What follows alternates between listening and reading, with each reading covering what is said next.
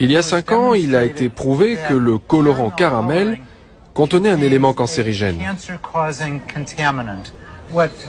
Ce que les fabricants de ce colorant font, c'est qu'ils prennent du sucre, y ajoutent de l'ammoniac, puis des acides, et mélangent le tout à haute pression. Ça crée la couleur caramel, mais ça crée aussi de nouvelles molécules. L'une de ces molécules est connue sous le nom de 4-MI. Dernièrement, des études ont démontré que ce composant provoque des cancers chez les animaux et très probablement chez l'homme. L'État de Californie a dit à l'industrie du soda qu'elle serait obligée de mettre un avertissement sur leur boisson tant que celle-ci contiendrait ce composé. Ça causerait quoi comme cancer, ce colorant caramel? A priori, cela provoquerait la leucémie.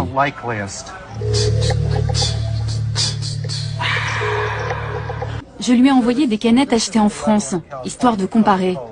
Car j'ai appris que la recette varie en fonction des pays.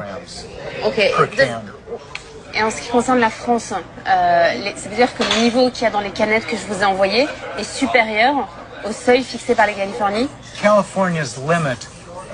Voici la limite californienne. Elle est désormais de 29 microgrammes pour une canette. Les canettes françaises de Coca-Cola classique contiennent, elles, 79 microgrammes, soit plus de 2 fois ce seuil autorisé en Californie. Et les 2 canettes de Coca Light dépassent presque 3 fois cette limite. Donc, si par exemple ma canette française qui contient 79 microgrammes de MI4, je l'avais achetée en Californie, qu'est-ce qu'il y aurait écrit sur la canette? La Californie exigerait un avertissement sur la canette du genre « Ce produit est, selon l'État de Californie, susceptible de provoquer des cancers chez les animaux ». Ce ne serait pas une bonne pub. Si 50 000 personnes consomment un Coca-Cola une fois par jour, cela provoquerait un cancer à l'une d'entre elles, soit 1 cas sur 50 000.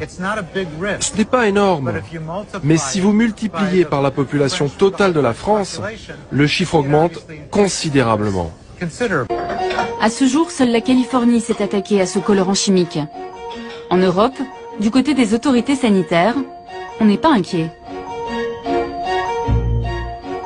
Vous ne buvez pas